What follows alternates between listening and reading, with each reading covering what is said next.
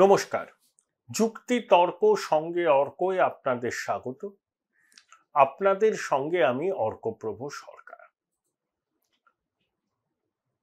ছোটবেলায় আমার এক বন্ধু ছিল, তার নাম নালক দত্ত। সে পড়াশোনায় খুব ভালো ছিল। জিম করবেটের গল্প বলতো স্কুলে, ক্লাসে মনিটর হতো, আমরা মুগ্ধ বিস্ময়ে শুনতাম। সবাই আমরা ধরেই নিয়েছিলাম যে নালক মাধ্যমিকে খুব ভালো ফলাফল করবে, ফার্স্ট সেকেন্ডের মধ্যেই হতো। ভালোই করেছিল, কিন্তু যে প্রত্যাশা তাকে নিয়ে আমার মাস্টারমশাইদের ছিল, সেই প্রত্যাশা নালক পূর্ণ করতে পারেনি। এখন ইনকাম ট্যাক্সের একজন উচ্চ পদস্থ আধিকারিক। তো তখন 11-12-এ মাস্টারমশাইরাই বলতেন যে নালকের একটু ওভার কনফিডেন্স হয়ে গেছিল, ও যদি আরেকটু সিরিয়াস হতো, পরীক্ষার মাসখানেক আগে যদি আরেকটু কনসেন্ট্রেট করতো, তাহলে ও মেধা তালিকায় স্থান পেত। এটা স্নেহ মিশ্রিত বকুনি মাস্টারমশাইদের, যে প্রিয় ছাত্র তাদের প্রত্যাশা অনুযায়ী ফলাফল করতে না পারায় মাস্টারমশাইরা ব্যথিত হয়েছিলেন, দুঃখিত হয়েছিলেন। তারই প্রকাশ অনেক সময় আমরা দেখেছি তাদের কথাবার্তার মধ্যে দিয়ে। এই গল্পটা কেন বললাম? গল্প না, এটা একেবারেই সত্যি। সম্প্রতি মোহন ভাগবত, ইন্দ্রেশ কুমার, আরএসএস এর রতন সারদা প্রমুখ আরএসএস এর ইডিওলগ, সরসঙ্গ চালক বিজেপির উদ্দেশ্যে যে কথাগুলো বলেছেন, সেই প্রেক্ষিতেই আমার এই মুখপদ্ম। মোহন ভাগবত বলেছেন অহংকার, সেবকের কখনো অহংকার থাকতে পারে না। মুসলিম রাষ্ট্রীয় মোর্চার সর্বাধিনায়ক ইন্দ্রেশ কুমার বলেছেন যে অহংকারের জন্যই বিজেপি অ্যাবসলিউট মেজরিটি পায়নি, তাও তারা ক্ষমতায় আসতে পেরেছে, আর রাম বিরোধীরা আরো অনেক কম পেয়েছে। রতন সারদা ন্যাশনাল টেলিভিশন চ্যানেলে আরএসএস এর ভিউকে প্রকাশ করেন, কলামিস্ট। তিনিও বলেছেন যে বিজেপির নেতা মন্ত্রীদের সঙ্গে নিচের তলার কর্মীদের, আরএসএস এর প্রচারকদের সম্পর্ক শিথিল হয়ে আসছিল। তারা অ্যারোগেন্ট হয়ে গেছিল, ভেবেছিলেন যে এমনি করেই যায় যতদিন যাক না, এবং মোদী নামক সর্বরোগ বিশল্যকরণী তাদের ভোট বৈতরণী পার করে দেবে। কিন্তু বাস্তবে সেটা হয়নি। বিশেষত গোবলয়ের সব থেকে বড় রাজ্যে বিজেপি কার্যত মুখ থুবড়ে পড়েছে। সরসঙ্গ চালক যোগী আদিত্যনাথের সঙ্গে গোরক্ষপুরে বৈঠক করেছেন। 27 সালে বিধানসভা নির্বাচন, উত্তরপ্রদেশে ভুল ত্রুটি সংশোধন করে সংগঠনকে মেরামত করে আবার যাতে উত্তরপ্রদেশে বিজেপি ভালো ফল করতে পারে, সেই জন্যই এই আলোচনা। এখন আরএসএস হচ্ছে বিজেপির কি বলবো মতাদর্শগত অভিভাবক। প্রধানমন্ত্রী নিজেই ছিলেন আরএসএস এর প্রচারক। এই যে আমাদের বাংলায় দিলীপ ঘোষ আরএসএস এর প্রচারক ছিল, সুকান্ত মজুমদার আরএসএস করতেন, শুভেন্দুবাবু ছোটবেলায় আরএসএস এর শাখায় গেছেন। তো আরএসএস মতাদর্শগত অভিভাবক।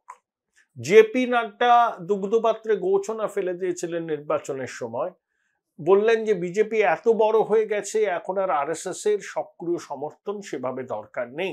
যখন বিজেপি ছোট ছিল তখন আরএসএস এর দরকার ছিল। এটাও বোধহয় আরএসএস এর কার্যকর্তারা, কর্মীরা ভালোভাবে নেননি, অহংকারের বহিঃপ্রকাশ বলে মনে করেছিলেন। 2025 সালে আরএসএস এর শতবর্ষ। অনেকে ভাবছেন যে আরএসএস বোধহয় নরেন্দ্র মোদী, অমিত শাহকে ক্ষমতার কেন্দ্র থেকে উৎখাত করে তাদের মনোনীত কাউকে সেখানে বসাতে চান। সম্পূর্ণ ভুল ধারণা। কিছু লিবারাল কংগ্রেসীরা এখন মোহন ভাগবতের কথাকে বিরাট গুরুত্ব দিচ্ছেন, কটাক্ষ করে বলছেন কংগ্রেসের কথা তো মোদিজি শোনেন না, মোহন ভাগবতের কথা শোনেন। সেখান থেকে ইন্টারপ্রিটেশনটা আসছে যে নাগপুর বোধহয় চাইছে মোদি শাহ দুওপলিকে খতম করে তাদের ইয়েসম্যানকে দিল্লির মসনদে বসাতে। সম্পূর্ণ মিস ইন্টারপ্রিটেশন। কেন বলছি? প্রথমে যে ঘটনাটা বললাম আমার স্কুল জীবনের, এটাই। প্রিয় ছাত্রকে শিক্ষক শাসন করেছেন ভুল ত্রুটির জন্য, তাকে দুর্বল করে ফেলার কোনো অভিপ্রায় তাদের নেই। আরএসএস এর যে এজেন্ডা, কাশ্মীর থেকে 370-35 বিলোপ, 3 তালাক প্রথার রদ, এই সরকারই করেছে। তাই শতবর্ষের দোরগোড়ায় দাঁড়িয়ে আরএসএস কখনোই চাইবে না যে কেন্দ্রের এনডিএ সরকারের একটা টার্ময়েল তৈরি হোক। দেখুন, আমি 3-4টে ঘটনা বলবো, প্রত্যেকটা ঘটনার 2 দশক। প্রথম ঘটনাটা 63 সালে, তারপরেরটা 84 সালে, তারপরেরটা 2004, তারপরটা 2024। 63 সালে বিজেপি তৈরি হয়নি, তখন জনসংঘ ছিল। 62 সালে ভারত চীন যুদ্ধ, সেই যুদ্ধে আরএসএস এর ভূমিকা প্রশংসনীয় ছিল বলে পণ্ডিত নেহরু 63 সালে রিপাবলিক ডে প্যারেডে তাদেরকে আমন্ত্রণ জানিয়েছিলেন। এই নেহেরু জমানাতেই আরএসএস নিষিদ্ধ হয়। আবার চীন ভারত যুদ্ধের পর দেশ গঠনের কাজে তাদের ভূমিকাকে স্বয়ং পণ্ডিত নেহরু অ্যাকনলেজ করেছিলেন। সেই জন্য রিপাবলিক ডে প্যারেডে 63 সালে আরএসএস ওয়াজ ইনভাইটেড। তারপরে 77 সালে জনতা পার্টি জনসংঘ থেকে জনতা পার্টিতে সব চলে গেলেন। তারপরে ডুয়েল মেম্বারশিপ নিয়ে সমস্যা, জনতা পার্টি ভেঙে যাওয়া, নির্বাচন। 80 সালে এপ্রিল মাসে ভারতীয় জনতা পার্টি তৈরি হলো। অটল বিহারী বাজপেয়ী, মুরলী মনোহর যোশী, লাল কৃষ্ণ আদবানি, আরো অনেক তৎকালীন ইয়াং লিডাররা সঙ্গে রইলেন, অরুণ জেটলি, সুষমা স্বরাজ, প্রমোদ মহাজন, ভেঙ্কাইয়া নাইডু প্রমুখ। Join Indian Institute of Hotel Management now. Right choice, right decision. 84 সালে স্বর্ণ মন্দির অভিযান, ইন্দিরা গান্ধীর মৃত্যু, দিল্লিতে শিখ দাঙ্গা, সাধারণ নির্বাচন। বালা সাহেব দেওরস তখন সরসংঘ চালক। ইন্দিরা গান্ধীর সঙ্গেও বালা সাহেব দেওরসের সম্পর্ক ছিল। ইন্দিরার নির্দেশে রাজীব যোগাযোগ রাখতেন। 1984 সালের নির্বাচনে আরএসএস কংগ্রেস প্রার্থীদের সমর্থনে মানুষের কাছে ভোট ভিক্ষে করেছিল। তাদের যুক্তি ছিল যে দেশের সামনে এখন বিপদ, দেশের ইন্টিগ্রিটি প্রশ্নের মুখে। তাদের প্রিয় ভারতীয় জনতা পার্টি যদি কোনো কোয়ালিশন সরকারও তৈরি করে, সেই সরকার দেশের স্থায়িত্বের পক্ষে উপযুক্ত হবে না, কারণ ইনহেরেন্ট কন্ট্রাডিকশন সেই সরকারকে কুড়ে কুড়ে খাবে। জনতা পার্টির এক্সাম্পল চোখের সামনেই ছিল। তাই দেশের অখণ্ডতা রক্ষার স্বার্থে 84 সালে সাধারণ নির্বাচনে আরএসএস হিন্দি বলয়ের বিস্তীর্ণ অঞ্চলে কংগ্রেসের পক্ষে প্রচার করে। চলে আসুন আরো 20 বছর বাদে, 2004 নির্বাচনে এগিয়ে আনলেন প্রমোদ মহাজনের পরামর্শে অটলজি, ইন্ডিয়া শাইনিং। সুদর্শন তখন ছিলেন সরসংঘ চালক। বাজপেয়ীজির সঙ্গে তার বনিবনা হচ্ছিল না, কারণ বাজপেয়ীজির অনেক সফট, তার ব্যক্তিগত জীবন চর্চাও সংঘের অনেকের মনোপুত ছিল না। তাই সুদর্শনের সঙ্গে বাজপেয়ীর একেবারে সরাসরি সংঘাত। তাই 2004 সালে লোকসভা নির্বাচনে আরএসএস কিন্তু নিজেকে গুটিয়ে রেখেছিল। পরিণতি কি হয়েছিল আমরা জানি। কারণ তখন আরএসএস আর একজনের খোঁজ পেয়ে গেছে, তিনি তখন গুজরাটের মুখ্যমন্ত্রী, বয়স 50-এর গোড়ার দিকে, আরএসএস এর ভাবধারায় বাজপেয়ীর থেকে অনেক বেশি সম্পৃক্ত, হিন্দু হৃদয় সম্রাট, নামটা সুপ্রযুক্ত, তিনি নরেন্দ্র মোদী। তারপরে সবরমতী দিয়ে, গঙ্গা দিয়ে, যমুনা দিয়ে অনেক জল বয়ে গেছে। 20টা বছর পর 2024-এর নির্বাচন, এখানেও ওই মোহন ভাগবত বলছেন অহংকার। এনডিএ সরকার নয়, মোদী সরকার। প্রচারের কেন্দ্রে শুধু একটা মাত্র মানুষ, বাকিরা সবই সাইডলাইনের ধারে, সংঘের আদর্শের সঙ্গে এটা খাপ খায় না। যদিও রাম মন্দিরের কনসিক্রেশনে মোহন ভাগবত মোদিজিকে তপস্বী বলেছিলেন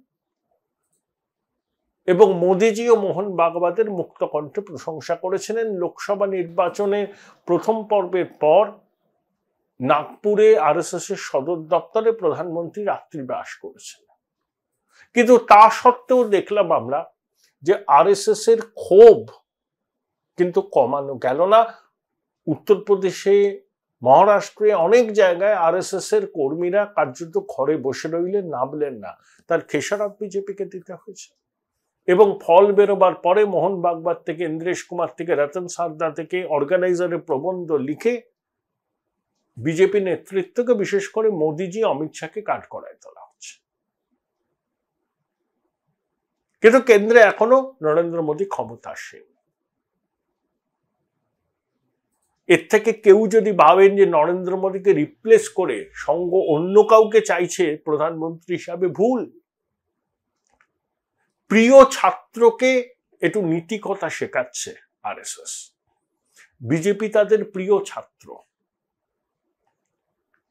তাদের একটু ভুল হয়েছে, পথ চলতে ভুল হয়েছে, সেই কোর্স কারেকশন যাতে তারা করে আগামী দিনে, নিজেদের শুধরায়, অহংকার ত্যাগ করে, সেটাই বার্তাটা দিচ্ছেন সংঘের নেতারা। এর মধ্যে অন্য কিছু খোঁজা অর্থহীন। বিভিন্ন মহলে ভুল ব্যাখ্যা চলছে যে RSS wants to replace Modi. Absolutely rubbish. RSS প্রিয় ছাত্রকে তার ভুলের জন্য একটু তিরস্কার করেছে, আর কিচ্ছু না।